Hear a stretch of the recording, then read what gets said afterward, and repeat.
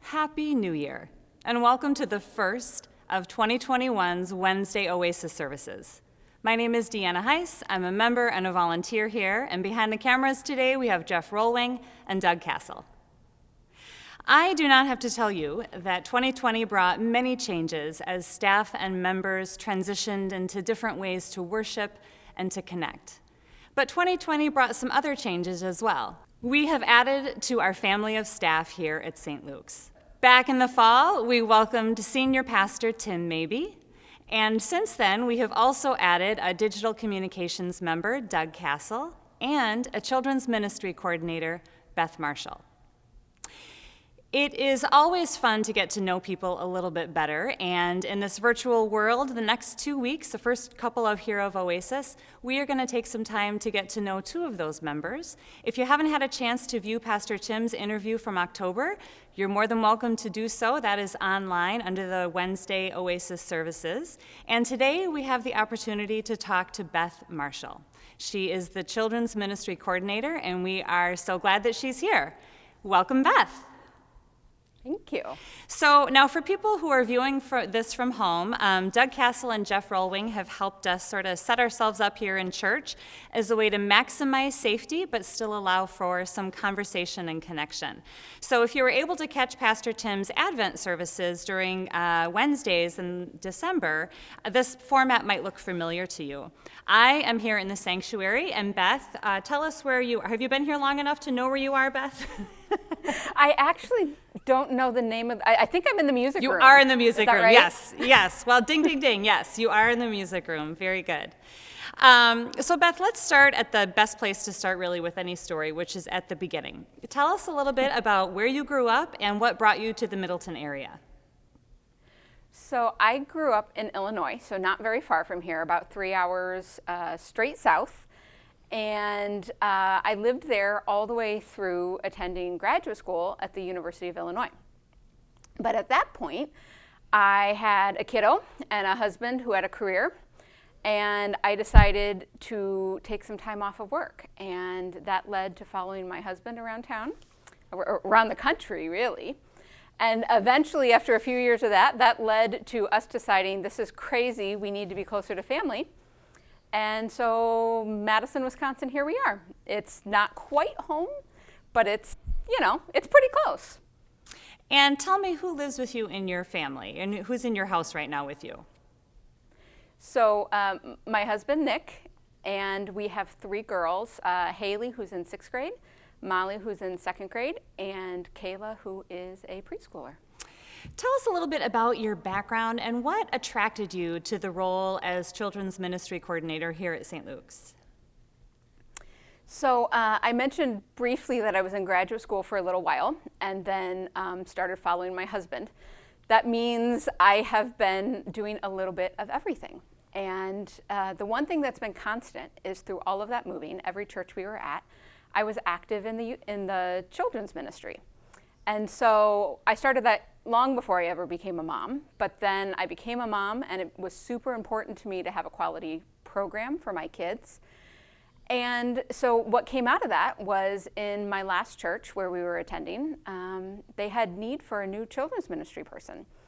And I had stepped up as a volunteer to sort of smooth the transition, and after a little while they said, hey, you want to do this for real? And so I did, and I absolutely loved it. I loved being that person on Sunday morning who got to make those kids feel right at home, who got to make those kids know what was going on and know that they were loved and welcome and that was a great place for them to be. So then my husband said, just after I settled in there, after about 2 years, he said, let's move home. And that led us here to Madison. And I took a little while to settle the family and was just thinking about what to do. And then the pandemic started, and I found myself at home with 3 kids and said, I don't need a job. And then I found out about this opportunity, and it was the right opportunity at the right time. I was so excited to see this job opportunity. It was exactly what I was looking for. And it's a super great fit for what my family needs right now and for what I need right now, really, to be honest. And I hope that you guys here at St. Luke's will get as much out of it as I do, because I already love it. Wonderful. I love to hear that. Tell us about your favorite Bible story to teach. What, in your experience, and it sounds like you've got a lot of it teaching kids about the Bible and about Jesus, what Bible story do you find in your experience really engages the kids? When you flip your lesson plan and you see it's this Bible story, what is the one where you're like, oh, I can't wait to do this one. They always love this one. What one is that? So there's a lot of fun Bible stories that you teach. A lot of children's ministry tends to be Old Testament and teaching them through the stories that are passed down.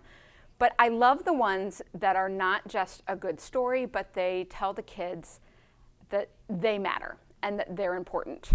And so there's this verse that you probably will recognize where Jesus says, just to paraphrase, "Let the children come to me." And it's in 3 of the Gospels. And the setting's a little different, but I love teaching that to kids for 2 reasons. One is because it says, hey, you guys are important. Jesus loves you. Jesus said to his disciples, don't push those kids away. Let them come. I want to see them. And it also introduces kids to some of the heavy theology that is, Jesus turns this world upside down a lot. You know, this world says, power and prestige and money and all these things are important, and Jesus comes and says, no, not so much. And so I love that it both tells them, you guys are important, you're loved, we want you here, and it also says, hey, take a listen to how Jesus is kind of flipping this world just a little different, and use that to guide you as you're developing your faith as you grow up. That's wonderful. I think we all need to hear that message, probably. That's great. Tell us about your favorite thing about Vacation Bible School. When my kids are a little older now, they're both in high school, but when they were younger, they went through Vacation Bible School. We've all had an opportunity to volunteer at Vacation Bible School, and anybody who's been in the building during the week of Vacation Bible School, at just about any church I've been a part of, it's like the walls are breathing, right? I mean, it's just this high energy, exciting week. What do you love about Vacation Bible School? The thing I love is the transition that occurs from day 1 to day 5. Because on day 1, even if you've got kids who know someone in their group or they know their group leader, there's this element of unknown and a little bit of trepidation on the part of the kids. And they're like, what's going to happen? You know, who's in my group? And so there's excitement and anticipation there, but also a little bit of trepidation and unknown. But by day 5, those kids are flying in the door, so excited. They cannot wait to meet their new best friend from the group. And then it ends, and they're like, oh, I don't want this to be over. And seeing that transition as you go sort of from strangers to best friends and all the things that they learn in between that get them there is just so fun for me. Like, I love creating that atmosphere for kids. Well, and St. Luke's has a great reputation in the community for providing a great Vacation Bible School experience, so we're excited for you to add your touch to that. One thing that we did for our interview with Pastor Tim is, since people won't get a chance to meet you in the traditional way, is to put a question out on Facebook to ask our members and their families what questions that they would ask you if they could meet you in person. And people had wonderful, thoughtful questions, and I should say to the St. Luke's community that Beth was willing to answer every single one of them.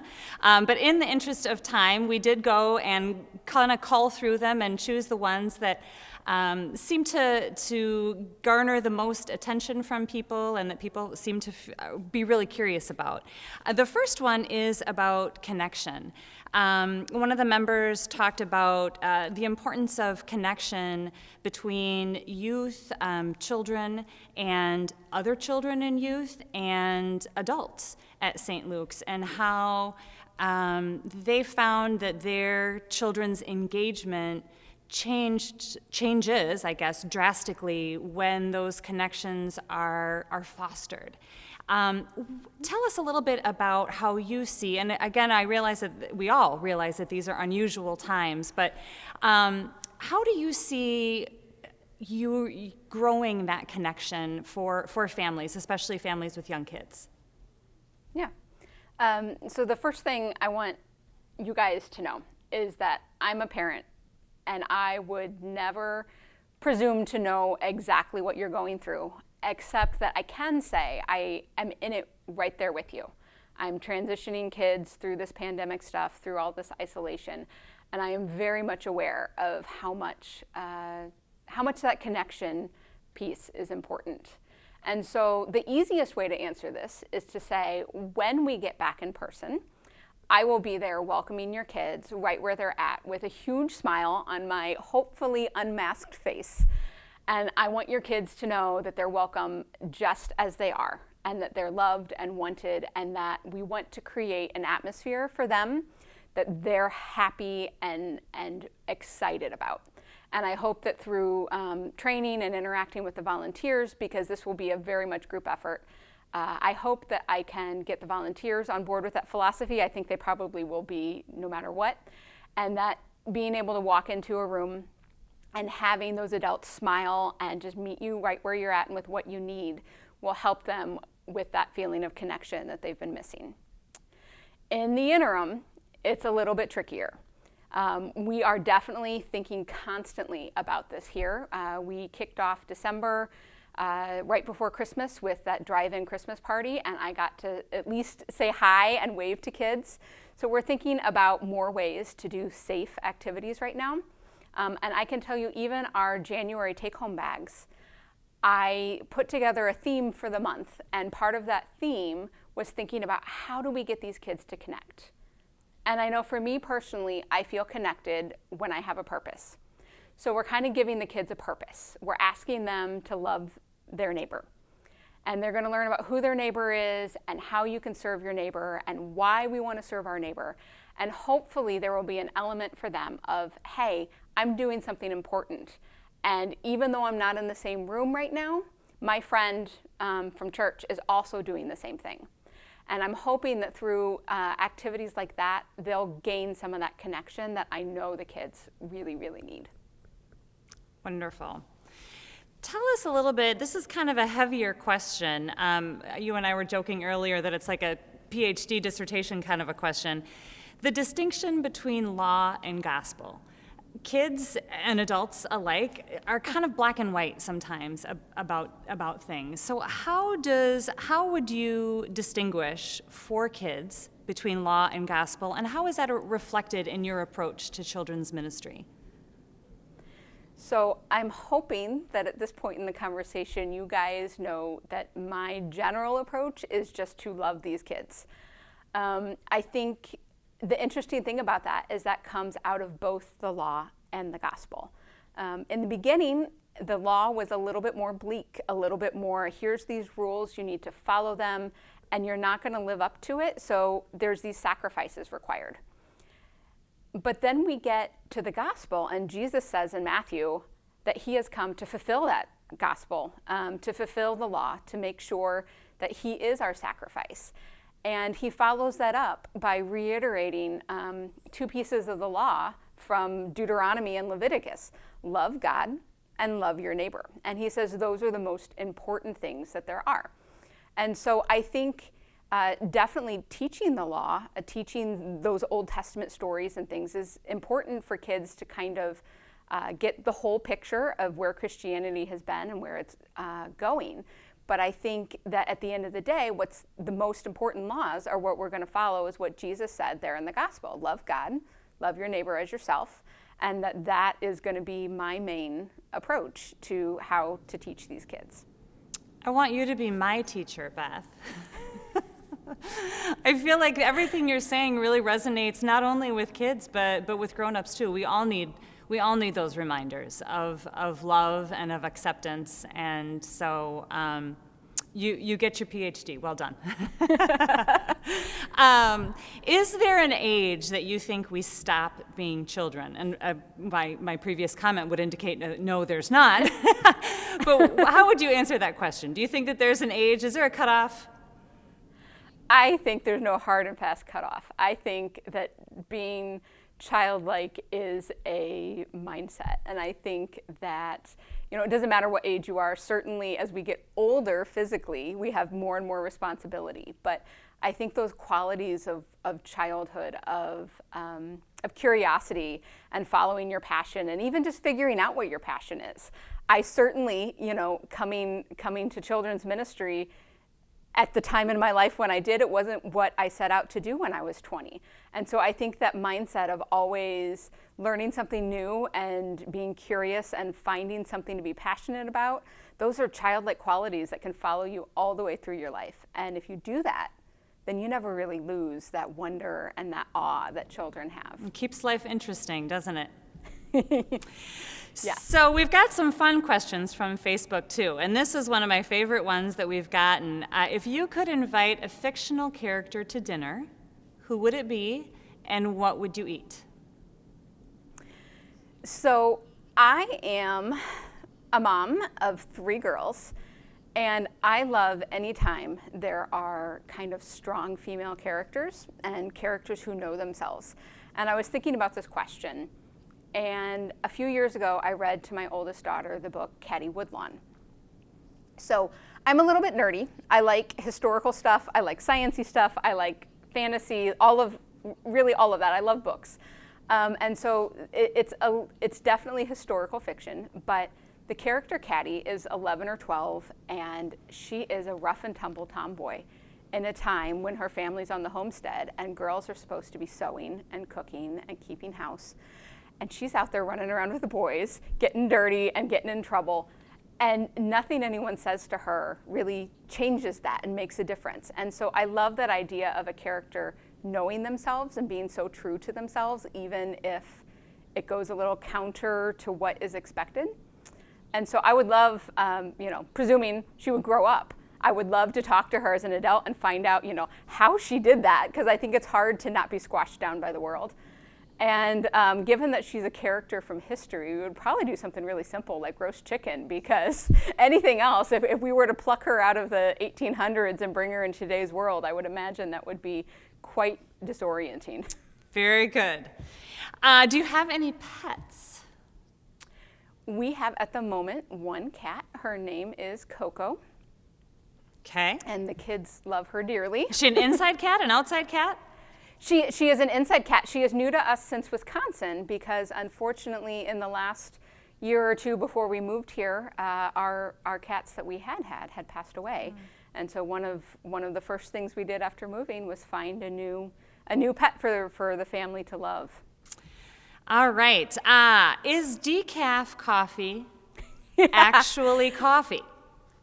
So I love this question. I have to pick on Jay because Jay runs on coffee and caffeine. You guys all know Jay. And even in the short time that I've known him, I know we're going to disagree on this. But I think I'm a little bit older than Jay. And I think I would describe our age difference as the difference between someone who can drink as much coffee as they want and someone who needs to embrace decaf coffee. So I have had to sometimes say, okay, it's time for decaf. I need to sleep tonight. I like that. I like that little, that what you're describing is sort of those transitional years, right? Where you know yourself. All right, this also comes from Jay Keel. This is actually one that I'm going to use the word was controversial when we talked to Pastor Tim last October. Does pineapple belong on pizza? Yeah, so I have to give Pastor Tim a shout out for his love of deep dish. Having been most recently on the East Coast, I was so happy to come back to Chicago-style deep dish. And I would agree with him that pineapple doesn't belong in deep dish. However, I love pineapple. It's one of my favorite toppings, actually, for a standard regular pizza. So I'm going to pick on both my bosses here. Yes, decaf coffee is coffee, Jay. And unfortunately, Pastor Tim, I'm on the side of pineapple in pizza. Oh, well played, well played. All right, who are some of your role models and why? So some of the earliest people to really influence me are my mom's aunt and uncle. And that might seem like a little bit of an awkward choice, but my childhood, I didn't have grandparents in a stable situation the way certainly my kids do and a lot of other families do. But my mom's aunt and uncle had stepped into her life from when she was a teenager and had been there to mentor her and help her and stabilize her and guide her through young adulthood. And they didn't stop when my mom was married and my mom had kids. And so I had these people who were sort of biologically distantly related by the time you're talking about me. But they chose to love me. They chose to pick me and my sister up and take us in their camper on fun trips. They chose to bless my parents with a little bit of quiet time for them and lots of fun for my sisters and I. And my great uncle just recently passed away right before taking this job.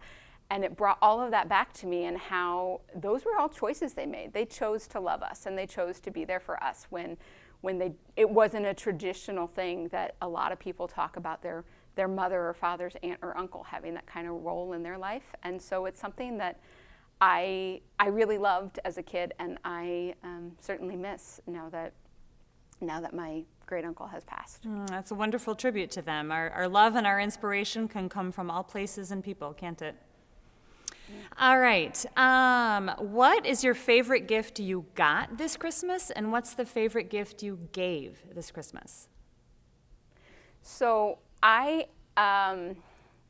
my whole life, my parents have had a tradition of giving my sisters and I a pack of Fannie Mae chocolates.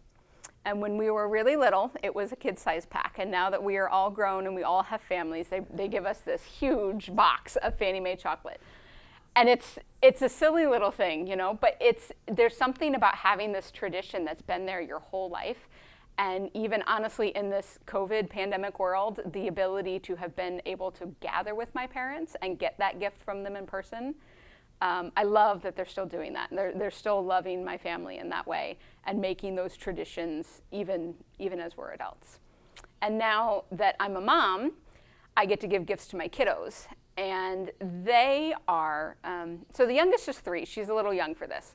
But the older 2 love to craft and create and engineer. And so they got, the oldest one in particular got this engineering wooden creation kit. She took all these pieces and you make a marble run. And so it's a working machine, but she had to assemble it all together. And now it's all together. And it was so fun watching her do it and problem solve and ask for help. And now she gets to turn the crank and see this thing that she made, and her face just lights up. And I love it. I love that she's, you know, able to do that, and that that we were able to give her something she loves so much. Oh, those are great answers. It sounds like it was a big day. The Christmas was a good time in your house, and you graduated. It was. You graduated to big chocolate. Yes. Wonderful. Well, Beth, it has been such a pleasure to get to know you, and I can't wait for the other members and friends of St. Luke's to get to know you in the same way. And thank you for your time today, and we look forward to hearing more from you. Thank you.